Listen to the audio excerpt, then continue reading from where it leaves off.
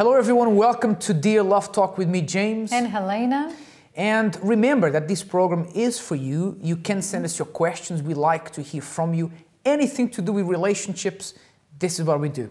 Yeah, all you need to do is to email us on questions@lovetalkshow.tv and we will answer pretty much all your questions to do with relationships. Absolutely. Now, I'm going to get things started with the first question as usual, and it says, I've been in a relationship for 5 years. We're not married, nor live together, and there doesn't seem to be a date for us to resolve our situation. I love him, and I've asked him to decide where we stand, but up until now, I'm still waiting. What do I do? And that comes from Marcia Opel. Well, I think the problem here, Marcia, is you can't be asking him to decide. It's your life too. It's not just his life. When you say to someone, listen, I've been waiting for you to make up your mind for 5 years, please do make up your mind, it's like you're saying you don't have a will of your own. It's like you're saying my life depends on you. So whatever you say, I'm going to be here waiting for another 5 years. You can't do that. I think what has to happen is if this person doesn't want to move forward with the relationship and with his life, is not giving you any securities, bearing in mind that women look for security in a relationship and he's not offering that, then you are the one who has to make the decision. Perhaps, yes, he is responsible for a lot of this relationship not moving forward, but I think a lot of the responsibility is also with you because you need to decide what you want to do with your life. Oh yes, and you are asking us, what should I do?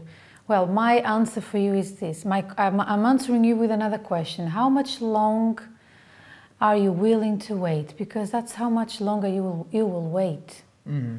Because it's clear that he's not in a hurry. So if I were you, I would make a decision. Perhaps when he hears you say, see you later, or, you know, I want to move on, I want a life, I want a family, then he will realize that he's losing someone really special. But you have to behave in that special way. Otherwise, it's not going to happen. As long as he has his cake and eats it, as they say, for him, it's a comfortable situation. Are they living together? No, she says that they're not married nor living together. Okay. And by the way, you know, but 5 years and the person is not really working towards anything. If you're together for 5 years and you say, look, you know, by this time next year we'll be married, or there's a goal, that's one thing. But I think the mistake here lies, yes, partly with him, but he didn't write to us. You did, asking for advice. And I think the person who needs to make a decision here is you, not him. And if he's not deciding, then you say, look, I'm sorry, I've waited for 5 years, and, you know, crack on with your life. Go and do something amazing with your life because this person clearly is not moving forward. Absolutely. I don't know if it's her case, but many women get into relationships knowing that the boyfriend does not want marriage, but they keep persisting. They think they can change him. I can change him. I don't know if it's your case. I hope not. I hope it's not your case. But if it is the case of many out there, be aware of the signs, because it's like someone I know, you know, because we speak a lot with a lot of people. The person was in a relationship for over 7 years, and the girl was already thinking of, you know, buying a home and everything, and then suddenly, sorry, I'm not ready for commitment. And that's it. Your life is like 7 years of your life down the drain. So don't wait for him to decide. You decide. Okay, next one. Next one, it says, after 3 years of being together with my partner, I have found out for the 4th time that he has been unfaithful to me. We have kids together and I am afraid to start again. And I want him to be there for our children. I have tolerated his behavior because I love him and we have children. But I am tired of being cheated on. This is from a Love Talk Live attendee. Well, I'm really sorry to hear about your situation. It's a very sad one. But I think you need to understand priorities here. Okay, I don't have children, but children, they are like little sponges. They absorb every single thing, be it positive or negative around them. They learn. They are very, You know, they understand, they pick up on things. And you wanting to keep this relationship for the sake of the children is not really, I know your intention is to help and for them to have a father, but you are not helping. If he's been unfaithful to you, children pick up on that. They pick up on your unhappiness. They pick up on your anxieties and fears. Is he going to be home next month? Is he going to leave me anytime? They don't need that role model in their life, trust me. And you know, she said that she wants him to be there for the children. You know, he can be there for the children and not necessarily be with you.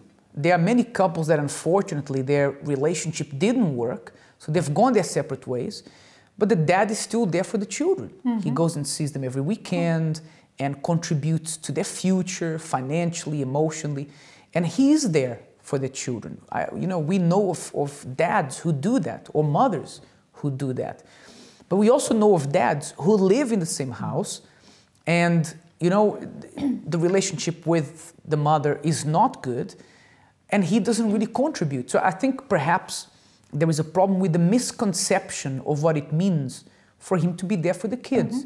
He doesn't have to be in the house to be there for the kids. But I do think you need to take a look at how you see yourself, because, you know, if he's cheated once is one thing, if he's cheated twice is something else, but 4 times, I think, you know, you need to, as they say, perhaps move on. Yeah, call it a day. For example, if one of your kids is a girl, she's going to grow up to think it's okay to be cheated on because I'm not worth much. I'm sorry, I know these are very harsh words, but we want to help you. You wrote to us for a very sincere answer, and here it is. Yeah. So protect your children and protect yourself. Absolutely. Okay, don't be afraid to move forward. Now, the last question comes from a man, and he says, "Hi James, I'm a 32-year-old man who has been single for some time, and I want to know if you have some tips on how to find the right person. I'm not anxious, and I do get attention from the opposite sex, but I want to make sure I get things right." First of all, congratulations. Congratulations on a really good question on not being anxious, right? A lot of people... He gets the attention, yet he's still very careful. Not many men do that. Let me tell you a few tips that are important. Number one, I think you're already probably doing this one, is don't look just at the appearance. If you want to find the right person for your future, then consider a package of things. The appearance is important. Don't let anyone tell you that it's not. But don't consider just the appearance. Consider the person's personality. You know, perhaps you really like the person's personality. Consider their goals, that you want the same things out of life. Things like how many children you want to have, where do you want to live, where do you want to retire. You know, look at things like this. Look at values. Values, I think a lot of people forget values, and they're really important. You know, people who have a strong idea of what a family should be like, and family is really important to them. Upbringing as well is very important. Absolutely, but if you want to have a very strong family unit and spend time together as a family, and the other person likes to rave every weekend, then chances are things are not really going to work. Yeah, well, he's very good, some very good advice, and I have nothing else to add. Nothing? Nothing else. So maybe I should add a few more things. Well, I'm a man giving an advice to a man, so I think that's why I don't have much to tell him. But I do think that if you stick to these few things we said here, this is really important. And also... I have a tip for him. You have? Hold on a second. Go ahead, please. You have the floor, as you know, they say. something that attracts, I wouldn't say women, but you know, the right one, okay? The one that is marriage material, if you know what I mean, is that you have a posture, you know, you're not too much of a joker. You know, when you are around ladies, you're not like a very flirtatious. You keep yourself to yourself.